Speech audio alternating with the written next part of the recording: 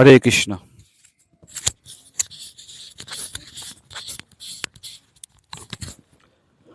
আজকে আমাদের আলোচনা শুরু হবে রামায়ণ যুদ্ধকাণ্ড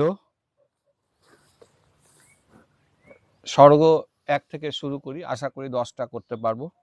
1 ঘন্টার সময় আছে আশা করি আমাদের হাতে।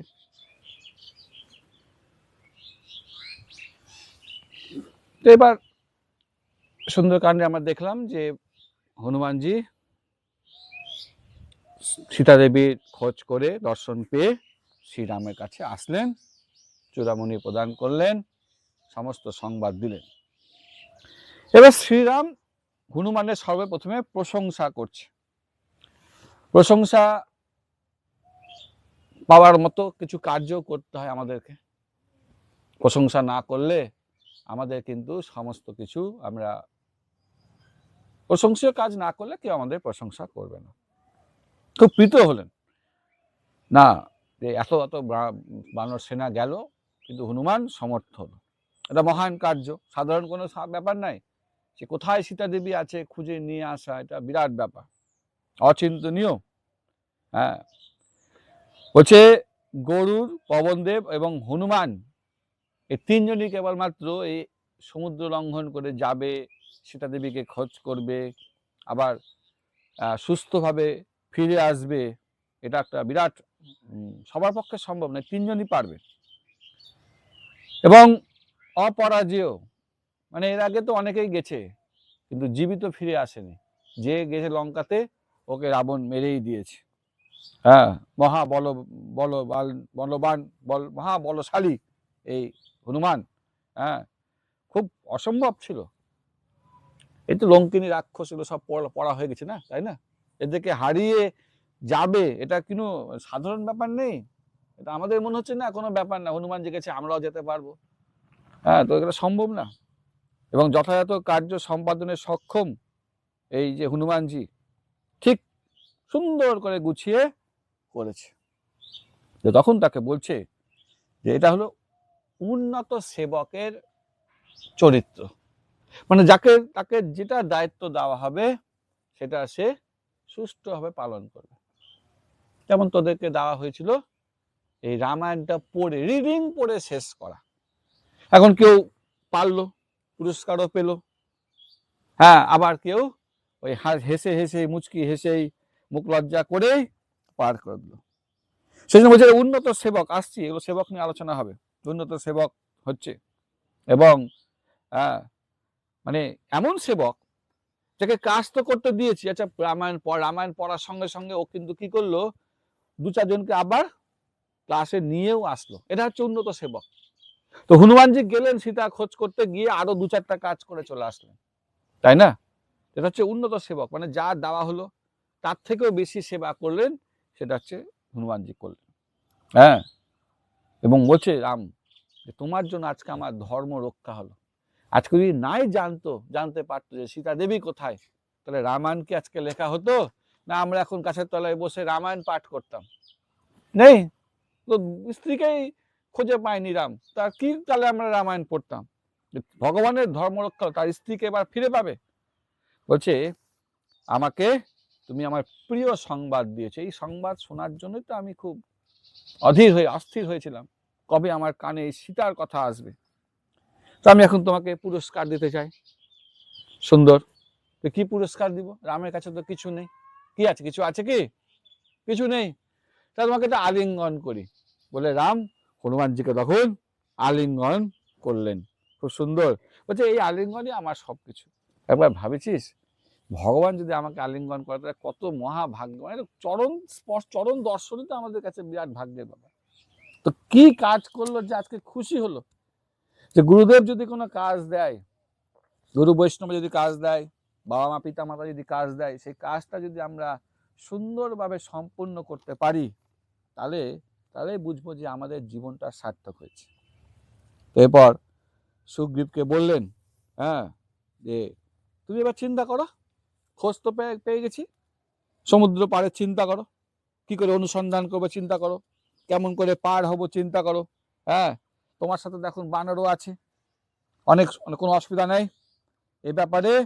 হ্যাঁ, এখন তো আমরা খবর পাচ্ছি সীতাদেবও চিন্তা করছে যে কি করে বানর সেনা আসবে এত বড় সমুদ্র পার করে। তো এবার তোমার চিন্তা, হ্যাঁ, এই বলে শ্রীরাম কিন্তু চুপচাপ বসে গেলেন। তাহলে চিন্তা কাকে করতে দিলেন? ভক্তকে। এটা ভগবান দেখে যে ভক্ত তার জন্য কি করছে। সে তার যে প্রচার বা তার যে অধ্যয়ন বা তার প্রতি ভক্তি, এটা ভগবান করছে কি করছে না। এইগুলো হচ্ছে গুরুত্বপূর্ণ, এগুলো আমাদেরকে বুঝতে হবে। তুই ভাবছিস যে আমার জন্য ভগবান করবে না, ভগবান দেখছে তুই ভগবানের জন্য কি করছিস। তুই যখন ভগবানের জন্য কিছু করবি তখন ভগবানও তোর জন্য ভাবতে শুরু করবে, নিশ্চয়ই কিছু করবে। তো এখানে একটা প্রশ্ন থেকে যাচ্ছে। প্রশ্ন হচ্ছে 3 রকম সেবক। উত্তম সেবককে, প্রশ্ন পেয়ে গেছিস হোয়াটসঅ্যাপে, ব্যাস। মধ্যম সেবককে আর অধম সেবককে। তো বলছে উত্তম সেবক কাকে বলবো? যে তাকে যা দেওয়া হবে দায়িত্ব, প্রভু সমস্ত কার্য সম্পন্ন করবে। সে যখন সে কাজ করে তখন বিরক্তি আসবে না, খুব আনন্দের সঙ্গে করবে।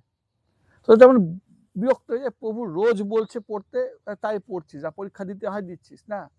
মন থেকে যখন হবে আনন্দ আসবে, দুঃসাধ্য কাজ করবে, বারে বারে করবে, একবার না 4 বার, 2 বার পড়া হয়ে যাবে। হ্যাঁ, এরকম পড়তে হবে এবং অবিচলিত ভাবে কোনো কাজ করতে করতে থামবে না, চিন্তা করবে না। এই যে একটু আস্তে ক্লাসে আসবো কিনা, এখানে তোমরা বিচলিত হয়ে যাচ্ছে। একটা সেবক সে সবসময় ভগবানের চিন্তা করবে যে কি করে ভগবানের সেবক, এটা উত্তম সেবক। মধ্যম সেবক কি? মধ্যম সেবক হলো উত্তম সেবককে যা দিবে সেটা তো করবেই, এক্সট্রা আরো যা দেখবে কাজ করার দরকার সব করে দিবে, যা যা দরকার সব করে দিবে। আর মধ্যম সেবক হচ্ছে তাকে যেটা কাজ দেওয়া হবে ওইটুকুটা করবে। প্রভু আমাকে এটা পড়তে বলেছে, আমি সেটাই পড়বো, ব্যাস। আর অধম সেবক কি? অধম সেবকের যোগ্যতা আছে, সামর্থ্য আছে, জ্ঞান আছে, বুদ্ধি আছে, চোখ আছে, সময় আছে, কিন্তু কাজ করবে না। বুঝতে পারলি? পড়তে বলছি, পুরো 1.5 বছর ধরে রামায়ণ হচ্ছে, বইটা রিডিং করে শেষ হয়নি, তাহলে এটা কি, তারা কেমন কোয়ালিটি? অধম, 3rd ক্লাস ট্রিপস। বুঝতে পারলি? তাহলে ফার্স্ট ক্লাসকে, সেকেন্ড ক্লাসকে, থার্ড ক্লাসকে, ফার্স্ট ক্লাস না হলেও যেটুকুটা বলছি এটুকুটা আমাদের করতে হবে। এইভাবে রামায়ণ যুদ্ধকাণ্ড স্বর্গ 1 শেষ হলো। এখন আমাদের শুরু হবে রামায়ণ যুদ্ধকাণ্ড স্বর্গ 2। এবার শ্রীরাম তো শোকমগ্ন হয়ে গেছে। তো সুগ্রীব দেখে নিল, সীতা কথায় কানে আসলে রাম তো শোকমগ্ন হয়। তখন সুগ্রীব রামকে একটু উৎসাহ দিচ্ছে যে শোক ভুলে যান। হ্যাঁ, এবার তো আমরা সীতাকে দেখে নিয়েছি না, সীতাকে আমরা দেখতে পেয়ে গেছি, শোকের কারণ শেষ। আপনি স্থির হন, আপনি জ্ঞানী বুদ্ধিমান, এই সমস্ত কিছু আপনি এখন প্রকাশ করেন, আপনার শক্তি প্রকাশ করেন। আমরা তো শত্রুকে আজকেই ধ্বংস করব, হ্যাঁ, সমুদ্র পার করব, এই সমস্ত ভাবে বলছি। আজকেই বানরেরা আপনার জন্য আগুনে প্রবেশ করতে পারে, এত ভালোবাসে। তোরা তো গীতার রামায়ণটাই পড়ছিস না, তো আগুনে কি প্রবেশ করবি? সত্যি কথা, ভগবানের কথা না শুনলে আমাদের জীবনটাই আগুনে প্রবেশ করার মতোই হয়ে যাবে। সারাদিন আমরা সারা জীবন আমরা জ্বলতে থাকবো। আর বানরেরা ভগবানের জন্য আগুনে প্রবেশ করতে রাজি, বলছে শীঘ্রই রাবণ বধ হবে। হ্যাঁ, আমরা সবাই মিলে রাবণকে বধ করব, আমরা সেতু বন্ধনের উপায় বের করব, লঙ্কাপতিকে দর্শন খালি আর কয়েক মিনিট ব্যাপার, আর একটু হলেই আমরা রাবণ বধ করে নেব। হ্যাঁ, শীঘ্রই সেতু বন্ধন হবে, করতেই হবে, না হলে লঙ্কা জয় হবে না। সেতু বন্ধন হলেই বীর বানরেরা যুদ্ধে অবতীর্ণ হয়ে যাবে, যুদ্ধে নেমে পড়বে। হ্যাঁ, তারা থামবে না। আপনি প্লিজ দয়া করে ব্যাকুলতা ত্যাগ করুন। আপনি যে অস্থির হয়ে গেছেন সেটা ত্যাগ করুন। বলছে শোক এই যে আমাদেরকে দুর্বল করে দেয়, যত শোকগ্রস্ত হবে জীবনে তত কি হবে, আমরা দুর্বল হয়ে যাব, বিনাশ করবে সবকিছু আমাদের। সেজন্য আপনি বীর, আপনি নিজের বীরত্বকে প্রদর্শন করেন, ত্রিভুবনে আপনাকে কেউ জয় করতে পারবে না। বলছে সমুদ্র অতিক্রম করলেই সীতা দর্শন হবে। সীতা দর্শন হলে, হ্যাঁ, এখন ক্রোধ প্রদর্শনের সময় না, যখন দেখবেন তখন লঙ্কাতে গিয়ে ক্রোধটা দেখাবেন, তাই তো? আপনি সূক্ষ্ম বুদ্ধি সম্পন্ন, আপনি স্থিরমতি, আপনি সবকিছু বিচারপূর্বক চিন্তা ভাবনা ব্যবহার আচরণ করেন। এখন শোধ করে লাভ নেই, আমরা লঙ্কা পার হলেই আমাদের বিজয় নিশ্চিত। তাহলে আমরা কি করব? এখন আগে লঙ্কা পারের ব্যবস্থা করি। তো বলছে আমি তো এখন চারিদিকে শুভ লক্ষণ দেখছি, আর তাছাড়া বানরেরা যেই লঙ্কা পার হবে একদম বড় বড় শিলা বৃক্ষ উঠিয়ে একদম যুদ্ধে নেমে যাবে, শত্রু সংহার হবে। এইভাবে সুগ্রীব শ্রীরামকে বোঝাবার চেষ্টা করছেন। বলছে আমি এখন শুভ লক্ষণ দেখছি, আমাদের মনেও আনন্দ এসছে। যাই হোক, এখানে দুটো প্রশ্ন আছে। প্রশ্ন হলো, শোক আমাদের কি কি ক্ষতি করে? প্রশ্ন পেয়ে গেছো, উত্তর বলে দিলাম। বলছে প্রথম হচ্ছে মনটাকে অস্থির করবে। একবার দুঃখগ্রস্ত হবে, তাই না? আমাদের মনটা কি হবে? অস্থির হবে, শরীর দুর্বল হয়ে যাবে। কিছুতে খাবি না তো শরীর তো দুর্বল হবে, মাথা ঘুরে পড়বি। বুদ্ধিটা কি বলতো? ভালো পথে না গিয়ে বিপরীত পথে, খারাপ পথে চলে যাবে। ভালো কিছু করার চিন্তা আমাদের মাথা থেকে সরে যাবে। হৃদয়টা ব্যাকুল হয়ে যাবে, একদম শূন্য, হৃদয় শূন্য হয়ে যাবে, কি করব না করব। আর শক্তি বীর্য সমস্ত কিছু ক্ষয়প্রাপ্ত হবে। সেজন্য আমাদের শোক করা যাবে না। আরেকটা আছে, রাগ করা তো খারাপ, তাই না? রাগ করা, কিন্তু বলছে কাদেরকে ক্রোধ শূন্য হওয়া উচিত, মানে কাদেরকে রাগ করতেই হবে, ক্রোধ শূন্য হওয়া উচিত না। বলছে ক্ষত্রিয়দের। আরে ক্রোধ না করলে যুদ্ধ কি করব? যুদ্ধ না করব বা অপরাধীকে শাস্তি না দিব, তাহলে কি সমাজ ভালো পথে চলবে? ওদের ক্রোধ করতে হবে, আমাদের ক্রোধ করার দরকার নেই, আমরা শান্ত থাকবো। এখন পুলিশ যদি মনে করে আমি রাগ করবো না, তো চোর তো একেবারে সবকিছু লুটপাট করে নেবে, ডাকাত সবকিছু ছিনতাই করে নেবে। তো সেই জন্য ক্রোধ ক্ষত্রিয়দের করতেই হবে। এবার আলোচনা রামায়ণ যুদ্ধকাণ্ড স্বর্গ 3, হনুমানের এবার লঙ্কার বিবরণ দিবে, এখানে আলোচনা হবে। এরপর শ্রীরাম হনুমানের কাছে বিস্তারিত জানতে চাইছে। হ্যাঁ, আগে শুনে নিল, সুগ্রীব বাক্য শুনে নিল, না ঠিকই বলছে, এখন আমাদেরকে লঙ্কা পার হতে হবে, যুদ্ধ করতে হবে, শোক করা যাবে না। শোনার পর এবার গেছে তো একমাত্র হনুমান, তাহলে তার কাছে জিজ্ঞেস করি যে কি করে হয়েছে। বলছে আমি তপস্যার দ্বারা সেতু বন্ধন করতে পারবো বা সাগরের জল শোষণ করে নিতে পারি, কিন্তু এখন আমাকে কিছু ইনফরমেশন দাও, বিস্তারিত বলো যে এই লঙ্কাতে কতটি দুর্গ আছে, মানে কোথায় কোথায় সৈন্যরা শেল্টার নিয়ে আছে, সৈন্য বল কত? আচ্ছা, দুর্গগুলোকে রাবণ কি করে রক্ষা করে রেখেছে, কি ব্যবস্থা করেছে, ওদের বাড়িঘর সম্বন্ধে বলো, কিভাবে সুরক্ষা প্রদান করা হয়। তখন হনুমান এই লঙ্কার বর্ণনা করতে শুরু করলেন। প্রথম কথা বলছে, এই রাক্ষসগুলো না নিজেদের প্রতি খুব বন্ধুত্ব পরায়ণ, নিজেদের মধ্যে ঝামেলা করবে না। বদমাইশরা নিজেদের মধ্যে ঝামেলা করে না, ভালো লাগবে নিজেদের মধ্যে কথা বানায়, বদমাইশরা করবে না। এদের যে টাকা পয়সার সমৃদ্ধি, এটা অনেক, বলে না সোনার লঙ্কা অনেক, হ্যাঁ, সেখানে বহু বহু রথ আছে, বহু রাক্ষসের বাড়ি আছে, অনেক হাতি ঘোড়ার কোনো অভাব নাই। আর প্রতিটা জায়গায় জায়গায় দেখবো ঢোকার প্রবেশ পথে দরজা আছে, 4টি করে বিশাল দরজা, আর দরজাগুলো মানে মেশিন যন্ত্র দিয়ে তৈরি, টাইমিং, সুইচ দিবে দরজা খুলে যাবে, সুইচ বন্ধ করবে দরজা বন্ধ হয়ে যাবে, এরকম। আর ফাঁকে ফাঁকে তীর ছোড়ার জায়গা আছে, দরজা খুলতে হবে না, একদম একদম লুকিয়ে লুকিয়ে তীর ছুড়ে দিবে, মানুষ শেষ, শত্রুরা শেষ। আচ্ছা, ওদের আবার অস্ত্র ভান্ডার আছে, লোহার অস্ত্র ভান্ডার আছে, মানে এত সলিড সেখানে করে রেখেছে, কোনো চিন্তা নাই এটা অস্ত্রের। আবার বলছে প্রাচীর মণি প্রবাল বৈদুর্যমণি এরা মুক্ত দিয়ে সেই সমস্ত সবকিছু তৈরি, মানে টাকা পয়সা এরকম আমাদের মতো পাথর দিয়ে না, মণিমুক্তা দিয়ে তৈরি। আর ঠিক নগরের বাইরে চারিদিক থেকে একটা জলের একটা পরিখা করা থাকতো, মানে গোটা বিল্ডিং এর বাইরে, মানে একটা একটা নগরের বাইরে একটা জলের একটা পুকুরের মতো করে চারিদিক দিয়ে কেটে দিয়েছে। এবার কি হবে, তোকে যদি যেতে চাস তোকে সাঁতরে যেতে হবে, সাঁতার কেটে যাবো। আর সাঁতার কেটে যাবি কেমন করে, ওখানে কুমির বীভৎস সমস্ত ওই জীবজন্তু রাখা আছে, তাহলে সাঁতার কেটেও যেতে পারছি না, আকাশপথেও যেতে পারছি না, তীর মেরে দিবে, মানে ফুল প্রোটেকশন। হ্যাঁ, সেতু আছে সামনে, আবার কিছু কিছু সেতু আছে, বা সেতু দিয়ে যাবি, তো সেতুর তো রাস্তা একটা লিমিটেড রাস্তা, তোকে তো তীর মেরে দিবে। হ্যাঁ, এরকম ভাবে বুঝাচ্ছে। হ্যাঁ, সমস্ত দেবতা, এইসব এমন দুর্জয় জায়গা যে দেবতারাও সেখানে প্রবেশ করতে পারে না। চতুর্দিকে এবার শহরের চারিদিকে বন আছে, পর্বত আছে, নদী আছে নগরের বাইরে। হ্যাঁ, কোনো নৌপথ নেই, যাই হোক সুন্দর ব্যবস্থা, সবকিছু করা আছে। তো এবার নগরের কিছু সৌন্দর্য বলছেন যে চারিদিকে হাতি, ঘোড়া, পালকি এই সমস্ত কিছু আছে। হচ্ছে দেবতাদের যে নগরী হয় খুব সুন্দর সেরকম। বলছে জয় করা খুব অসম্ভব।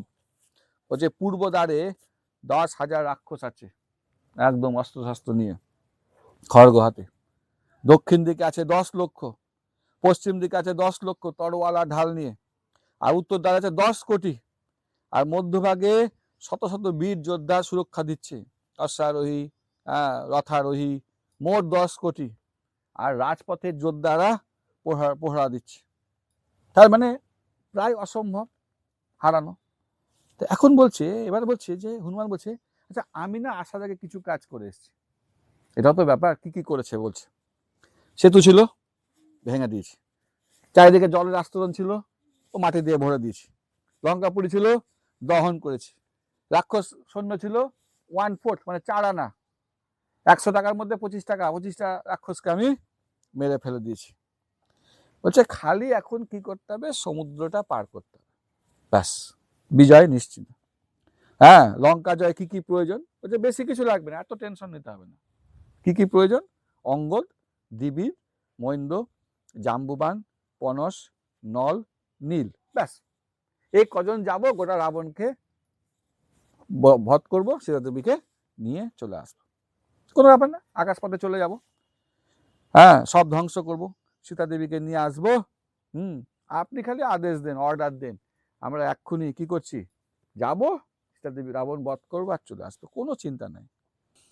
রামায়ণ যুদ্ধকাণ্ড স্বর্গ 4, এখানে আলোচনা হবে বানর সেনাদের নিয়ে শ্রীরাম এবার সমুদ্র তীরে গমন করবে। তো সব কথা শুনলেন শ্রীরাম, নিয়ে হুঙ্কার দিচ্ছে, হ্যাঁ আমি একাই বধ করব, এখনই যুদ্ধ, সুগ্রীব তুমি এখনই চলো যুদ্ধযাত্রা করতে। হ্যাঁ, রাবণ কোথাও বাঁচতে পারবে না।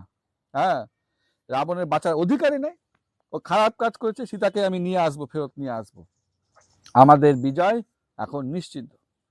আগে একটা কাজ করো, হ্যাঁ আগে 1 লক্ষ বানর পথের সন্ধান, অর্থাৎ রাস্তা করতে করতে চলো, হ্যাঁ জলের ব্যবস্থা করো, ফলমূলের ব্যবস্থা করো। আগে একজন যাবে, সিস্টেম হলো কোনো রাজা যখন যাবে, কিছু আমরা রামায়ণে অযোধ্যাকাণ্ড দেখেছি, যখন ভরত শ্রীরামের কাছে যাচ্ছিল, পাদুক যাচ্ছিল কিনা আনতে, তখন কিন্তু আগে রাস্তা তৈরি করার লোক পাঠিয়ে দিল, কারণ আগেকার দিন রাস্তাঘাট এরকম ভালো ছিল না। তা আগে রাস্তা করো, জঙ্গল সাফাই করো, গর্তগুলো যে রাস্তাঘাটে গর্ত টর্ত সব পূরণ করে দাও। হ্যাঁ, কেউ দেখো যে কেউ গুপ্তভাবে লুকিয়ে আছে কিনা, আচ্ছা জলগুলোকে টেস্ট করবো, দেখা গেলো রাস্তা দিয়ে যাচ্ছি, পুকুরের জল পরিষ্কার, জল পান করছে, কিন্তু আগের থেকে জলের মধ্যে বিষ মিশিয়ে দিয়েছে, তাহলে কি হবে। সেই জন্য বলছে জল ঠিক আছে কিনা দেখছি।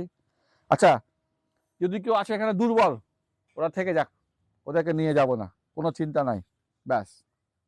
এরপর হ্যাঁ রামচন্দ্র এগোতে থাকলেন, আর সঙ্গে কোটি কোটি বানর পিছু পিছে চলছে, উত্তেজিত। তো যাই হোক, কোটি কোটি বানর সেনা রওনা দিয়েছে, সবাই একদম এক্সাইটেড, উত্তেজিত হয়ে গেছে, খুব আনন্দিত। যুদ্ধ করার সুযোগ যদি পায় সবাই খুব আনন্দ হবে। যেমন তোদেরকে যদি কীর্তন করার সুযোগ দিই বড় মঞ্চে, কি কীর্তন করবি, পারবি পারবি, হয়ে গেল শেষ। খুব উৎসাহ আছে, হুঙ্কার দিচ্ছে, বল প্রদর্শন করছে, আমি রাবণকে মেরে দেবো, সবাই দর্প প্রদর্শন করছে, গর্জন করছে, হ্যাঁ থাকছে। তো বলছে সবার আগে কে গেল, ঋষভ, নীল, এরা সব শতবলী, কেশরী, সুসেন, জাম্বুবান। হ্যাঁ, বলছে রাস্তাতে কিন্তু কিছু নষ্ট করবে না, প্রকৃতিকে নষ্ট করবে না, একটু জনপদ থেকে দূরে যাবে। আসছে একটু আলোচনাতে। তো লক্ষণের এবার করছে কি, শ্রীরামকে প্রশংসা করছে যে সত্যি এখনই আমরা সত্যি সীতা মাতাকে নিয়ে আসবো। হ্যাঁ, আপনি মানে পথ প্রদর্শন করছে আকাশের নক্ষত্রেরা, মানে ভগবানের যখন সেবার সুযোগ হয় না, তখন সবাই সেই সুযোগে ছাড়ে না। জীবনে যখনই ভগবানের সেবা করার সুযোগ পাবি, সঙ্গে সঙ্গে কি করবি? সেবার সুযোগ করবি। তো যে এই যে আকাশের যে নক্ষত্ররা, ওরাও কিন্তু পথ দেখাচ্ছে, চন্দ্র পথ দেখাচ্ছে, সূর্য পথ দেখাচ্ছে, সবাই ভগবানের সেবাতে যুক্ত হয়ে গেছে। সমস্ত বানরেরা প্রায় 10 কোটি 100 কোটি, হ্যাঁ, তখন শ্রীরামের পিছু পিছু যাচ্ছে দ্রুত এবং খুব আনন্দ সহকারে। কারণ খুব দারুণ ব্যাপার, যুদ্ধ করবে, খুব আনন্দ ব্যাপার, মুখে আনন্দ। হ্যাঁ, মানে এতজন যাচ্ছে যে সমুদ্রের যে স্রোত সেটাও বিপরীতমুখী হয়ে যায়। তো বানরদেরকে দেখে এবার এত বানর যাচ্ছে, হ্যাঁ, কোটি কোটি বানর, তো ওখানকার জঙ্গলের যারা প্রাণী তারা কিন্তু এবার পালাতে শুরু করেছে। সিংহ, বাঘ, নেকড়ে, হ্যাঁ, এবার শ্রীরাম পালাতে শুরু করে দিয়েছে।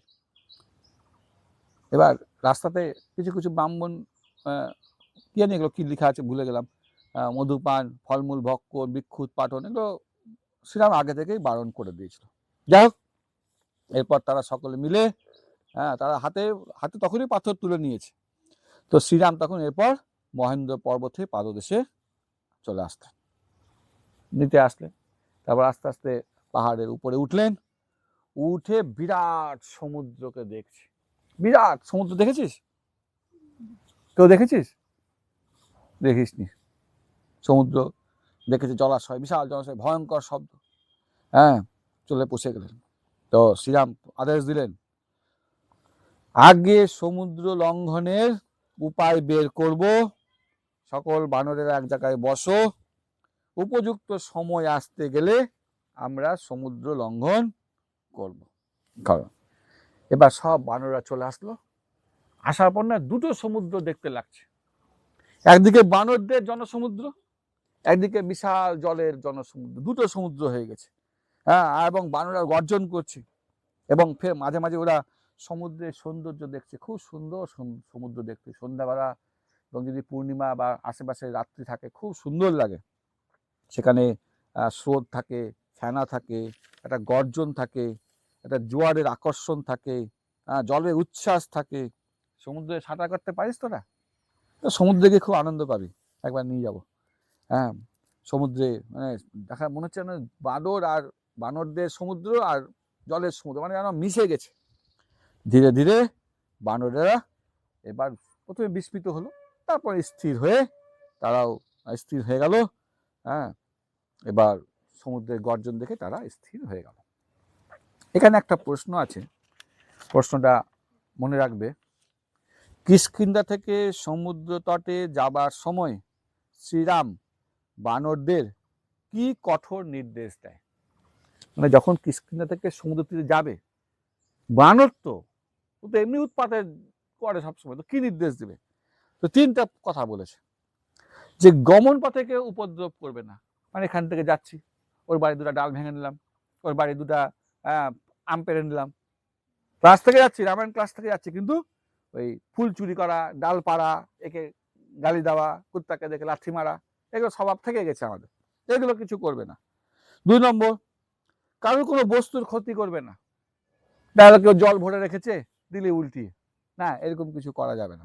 বানররা তো করতেই পারে, হ্যাঁ, বানরি এরা সব এগুলো করতেই পারে। আর 3 নম্বর বলছে লোকালয় থেকে দূরে থাকবে। একসঙ্গে যদি কোটি কোটি বানর দেখিস তোরা, আমরা যদি এখন এখানে বসে আছি পাঠ দিচ্ছি, আর হঠাৎ করে দিচ্ছি 1 কোটি বানর, কোথায় পালাবো আমরা দিশা পাবো না।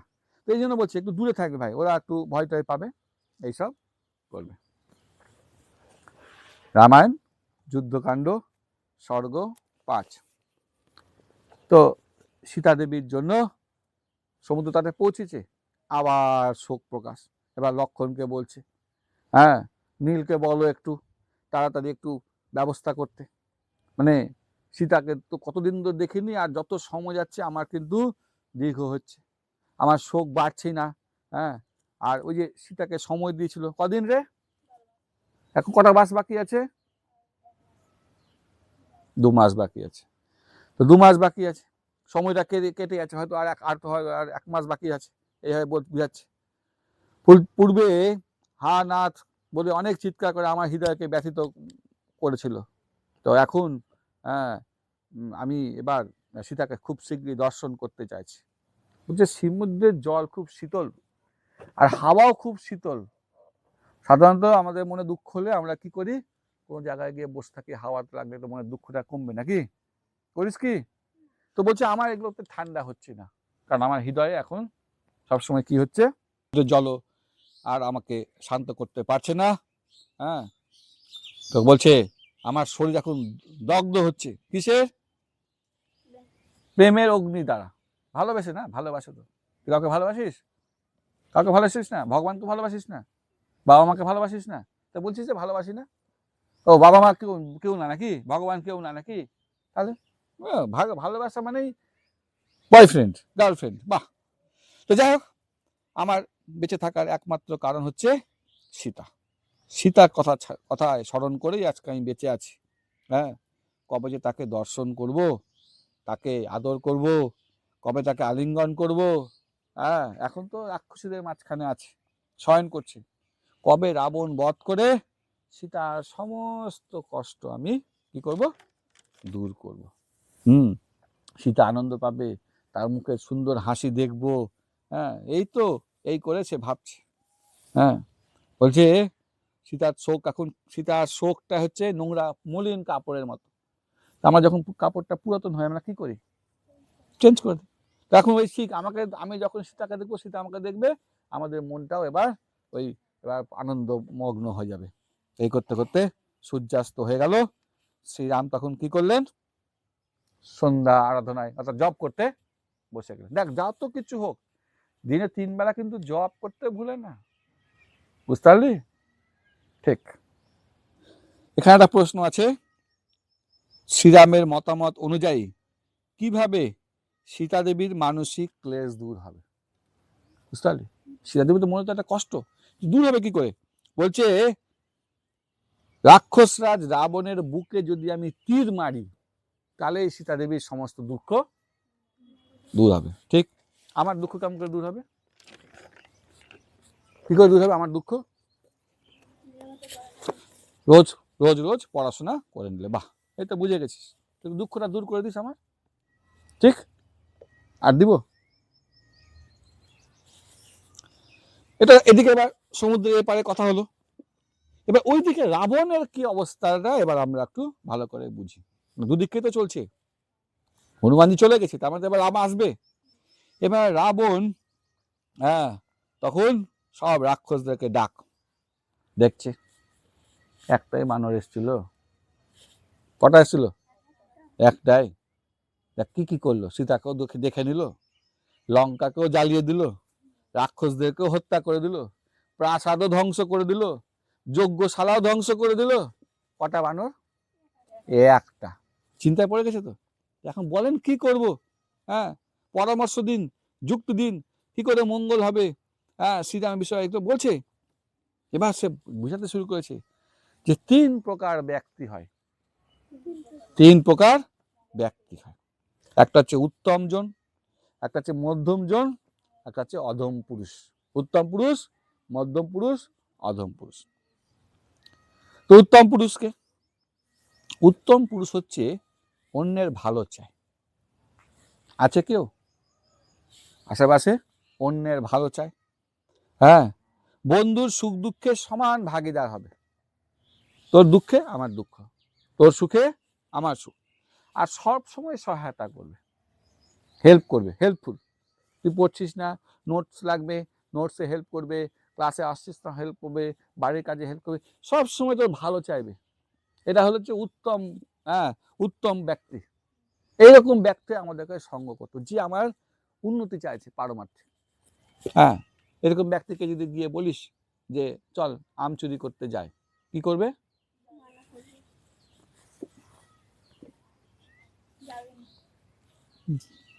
মানে এক ঘুষি মারবে নাকি? না হনুমানের মতো এক চাপাটি মারবে? হনুমান তো দেখলি আগে কতগুলোকে মেরেছে। হ্যাঁ, মধ্যম পুরুষ কি?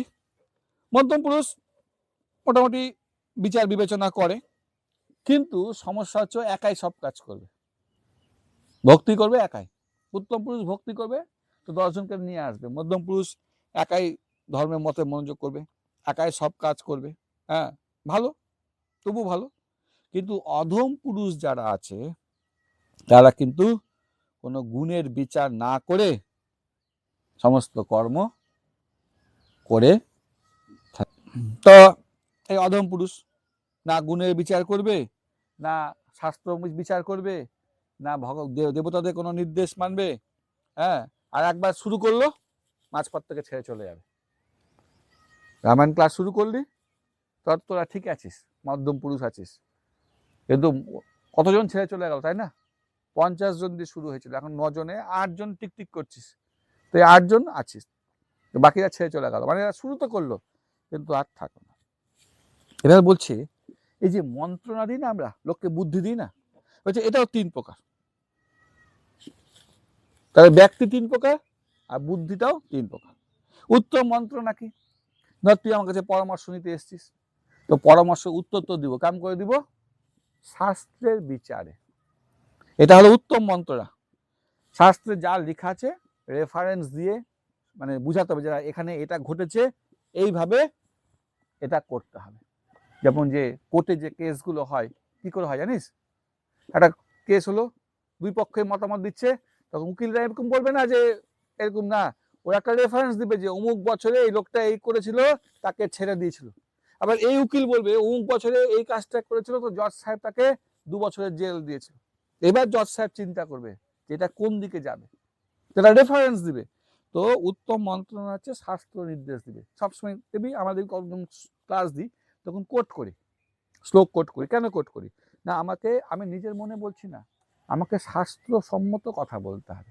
ক্লিয়ার? ব্যাস। মধ্যম মন্ত্রণা কি?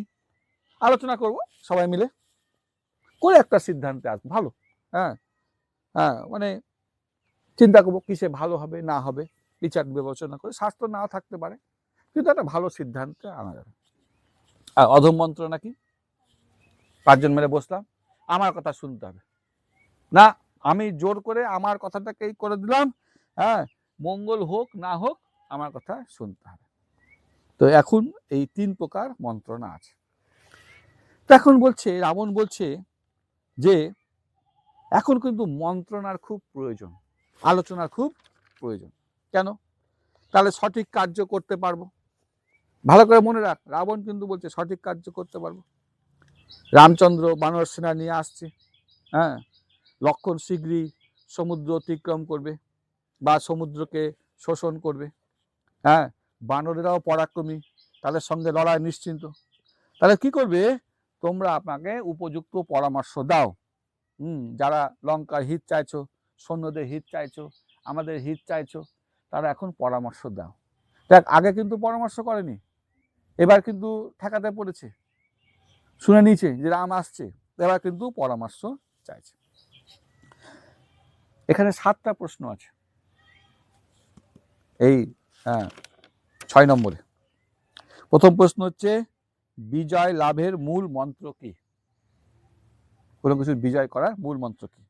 আলোচনা। আলোচনা ছাড়া জীবনে ভালো কিছু কাজ করতে আমরা জয়ী হতে পারবো না, ভালো কিছু করতে পারবো না। পরামর্শ দিতেও হবে, আবার প্রয়োজনে নিতে হবে। 2 নম্বর প্রশ্ন আছে উত্তম পুরুষকে। এখনই বললাম যে সঠিক পরামর্শ দিতে সমর্থ এমন ব্যক্তির কাছে পরামর্শ গ্রহণ করে কার্য আরম্ভ করে। সবার কাছে গেলে জিজ্ঞেস করে তোকে ফাঁসিয়ে দিবে। ভক্তিপথে আসলেও সৎগুরু, সৎ শিক্ষাগুরু, সদ্য ভক্ত এদের সঙ্গে আলোচনা করতে হবে।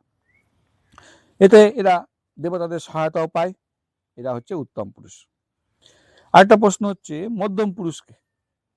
মধ্যম পুরুষ হচ্ছে একাই সিদ্ধান্ত নিবে, একাই কাজ করবে, ধর্মে মনোসংযোগ করবে এবং সকল কার্য এই একাই করে।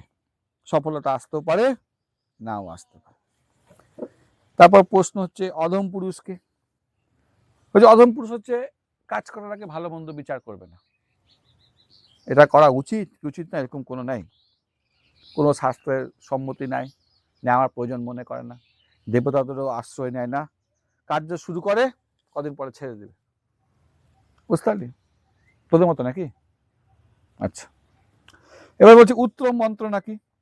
বলছে শাস্ত্র নির্দেশ মতো পরামর্শ প্রদান করা হয়। যদি কেউ তোকে শাস্ত্র থেকে বুদ্ধি দেয় সেটা হচ্ছে উত্তম মন্ত্রণা, শাস্ত্র বিচার পূর্বক মতামত প্রদান। মধ্যম মন্ত্র নাকি? সবাই একসাথে বসে একমত হয়ে ঐক্যবদ্ধ হয়ে একটা সিদ্ধান্তে আসলাম যে এইভাবে আমরা কার্য পরিচালনা করব।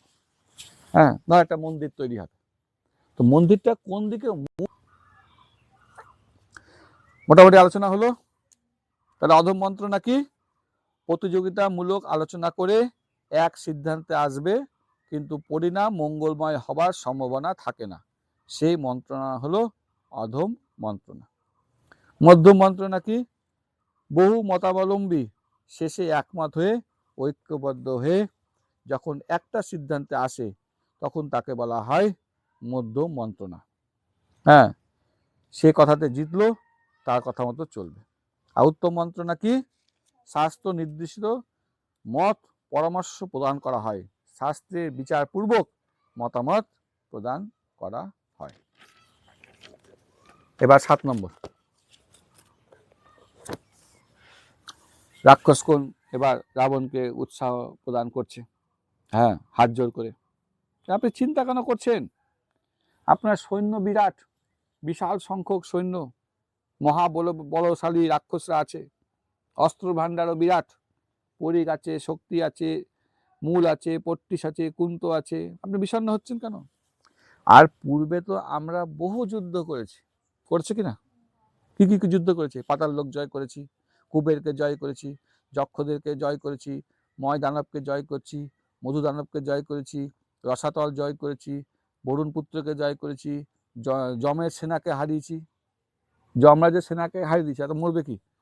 পৃথিবীর সমস্ত রাজার আধিপত্য করেছি।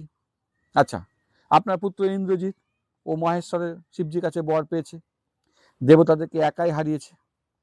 হ্যাঁ, ইন্দ্রকে দয়া করে মুক্ত করে, বন্দি করে নিয়েছিল, দয়া করে মুক্ত করে। বানর সেনাকে ও একাই বধ করতে পারবে। তাই রামের ব্যাপারে বেশি চিন্তা করতে হবে না। হ্যাঁ, নিজের বীরত্বকে এসব চিন্তা করলে আমাদের যে বীরত্ব সেটা ছোট হয়ে যাবে। ক্লিয়ার? রামায়ণ স্বর্গ 7 শেষ হলো, রাক্ষসরা উৎসাহ প্রদান করলো। এবার রামায়ণ যুদ্ধকাণ্ড স্বর্গ 8।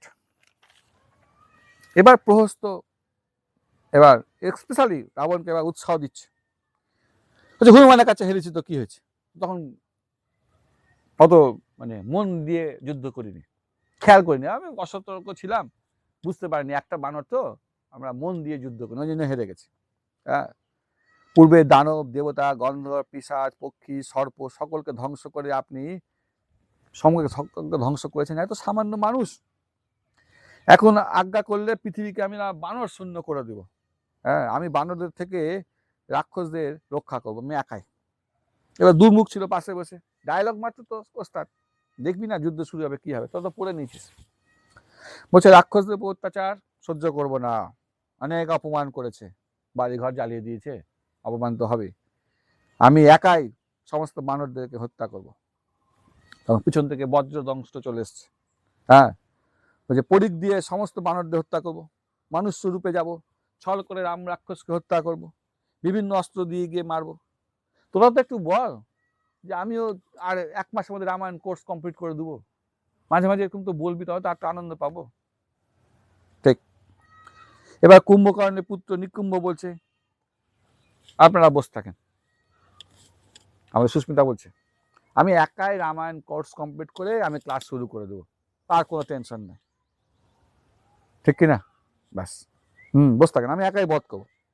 বজ্র হনু ও আরেক আরেক সবাইকে সরি না না না বলছে আপনারা যার যেটা কাজ করার করেন, তো কোথায় ঘুরতে টুরতে যাবেন যান, আমি দেখে নিচ্ছি।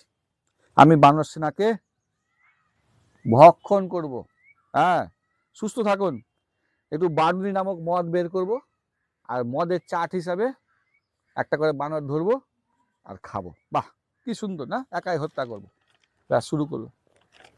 তাহলে এরা কেমন মন্ত্রণাদায়ক? এরা অধম।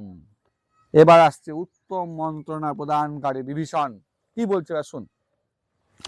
বিভীষণ রাবণকে বোঝাবার চেষ্টা করছে। কি করছে? হ্যাঁ, এবার সব রাক্ষসরা বলছে না, সবাই একমত হয়ে গেছে যে সকল রাক্ষসদের একটাই বধ। আজকেই সমস্ত বানর সহিত রাম লক্ষ্মণকে হত্যা করব। হ্যাঁ, সকল বানরদের নাম বলতে পারবি? পারবি না। যাই হোক, তখন বিভীষণ বোঝাবার চেষ্টা করছে, দেখেন, সাম দান ভেদ নীতি কার্যকর না হলে বিক্রম প্রদর্শন করতে হয়। আগে বুঝাতে হবে কি চাইছে তারা, দেখতে হবে, তারপর নয় যুদ্ধ করব। আগে দেখেন শত্রুপক্ষে শক্তি কতটি আছে, আগে দেখেন, যাচাই করেন। হচ্ছে রাম খুব শক্তিশালী, অপ্রমত্ত, মানে উন্মত্ত না, মাতাল না, হ্যাঁ, হিতাহিত জ্ঞান শূন্য না, খুব শক্তিশালী বা দুর্বল না, এবং রাম ক্রোধ জয়ী, সমস্ত ক্রোধকে জয় করতে হবে। এবং কন্ট্রোল আছে, যুদ্ধ করার সময় কন্ট্রোল থাকলে যুদ্ধে জিতা যায়। মিলিটারিদের অনেক কন্ট্রোল, ট্রেডসদের কন্ট্রোল কম, সেই জন্য তারা যুদ্ধে এসে হেরে যাচ্ছে। কিন্তু মিলিটারিরা ঠিক অপেক্ষা করবে, ঠিক সময় মারবে। অপরাজেয়, এবং যুদ্ধ করতেও চাইছে, মহাপরাক্রমী এবং ধর্মাত্মা, এইসব রামের গুণ। বলছে রাক্ষসদের অত্যাচারের জন্য শ্রীরাম তাদের বধ করেন। খুব ভালো কথা। বলছে অন্যায় তো আমাদেরই হয়েছে। অন্যায় কাদের? আমাদের। আমাদের কি অন্যায়? রামায়ণ পড়ছি না।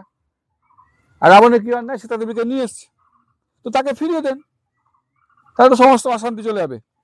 রাক্ষস বীর ধ্বংস না হলে কি হবে? রাক্ষসরা ধ্বংস হবে, লঙ্কাপুরী ধ্বংস হবে, পরিস্থিতি ভয়ানক হবে। তাহলে মৃত্যুর আগে সীতা দেবীকে ফিরিয়ে দেন, ক্রোধ ত্যাগ করেন, আপনি ধর্মপথে চলেন। হ্যাঁ, শ্রীরামের বাণে বধ হওয়ার পূর্বেই আপনি এক কাজ করেন, সীতা দেবীকে ফিরিয়ে দেন, জীবিত থাকুক, সীতাকে আপনি শ্রীরামের কাছে ফেরত দিয়ে দেন। এখানে দুটো প্রশ্ন আছে। ক্রোধ আমাদের কি কি বিনাশ করে?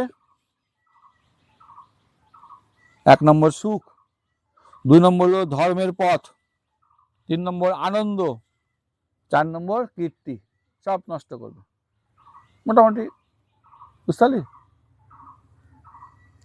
এত যে ক্লাস করছিস, আবার হঠাৎ যদি রাগ করিস বাড়িতে, তাহলে লোকে কি বলবে? আর দুদিন বলতো ভালো মেয়ে, এবার বলবে কি খারাপ মেয়ে, বেকার। তাহলে কীর্তি গেল, আচ্ছা, সুখও গেল, ধর্মের পথও গেল। আচ্ছা, দ্বিতীয় প্রশ্ন, কখন আমাদের বিক্রম প্রদর্শন করা উচিত? কখন আমরা লড়াই করব? যখন সাম দান আর ভেদ নীতি কার্যকর হবে না, তখন আমাদের বিক্রম প্রদর্শন করা উচিত। এবার আলোচনা হবে, আজকের মতো শেষ, রামায়ণ যুদ্ধকাণ্ড স্বর্গ 10। তো বিভীষণ বোঝালো, বোঝাবার পর রাবণ কি করেছিল না, সবার কথা শুনে রাবণ নিজের গৃহে প্রবেশ করেছিল। স্বর্গ 9 এটা আলোচনা হয়েছে। তো বিভীষণ কি করলো, দাদার পিছে পিছে, দাদার যে ঘর অন্তপুর বিশাল মহল, সেখানেও দাদার পিছে পিছে প্রবেশ করলো। বিভীষণও গেল, কারণ বিভীষণ অত্যন্ত ধার্মিক, ধর্মপথে চলে, তত্ত্বজ্ঞানী, হ্যাঁ, সুন্দর, হ্যাঁ, তার মনোভাব ভালো। যখন প্রবেশ করছে, সেখানে গিয়ে দেখছে যে সেখানে বেদ পাঠ করছে ব্রাহ্মণেরা।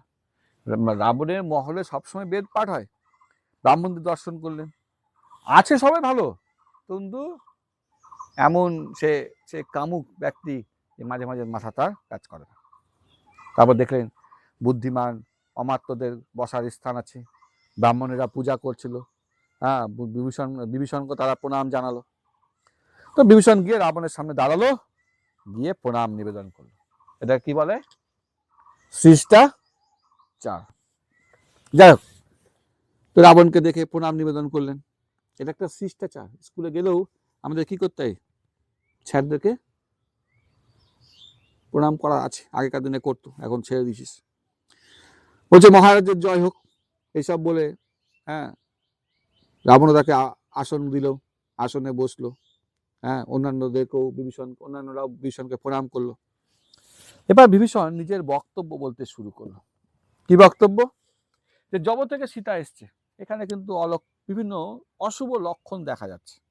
হ্যাঁ, যজ্ঞের অগ্নি আগে জল জল করে জ্বলতো, এখন আর জ্বলছে না। হ্যাঁ, যজ্ঞ করছি, পিঁপড়া চলে আসছে, গাভীর দুধ শুকিয়ে যাচ্ছে, ঘোড়াদের চোখে জল আসছে, হ্যাঁ, গাধাও চোখে জল আসছে, কাকগুলো সারাদিন কর্কশ করে চিৎকার করে। আজকাল শহরের মধ্যে অনেক বন্য পশুকে দেখছি।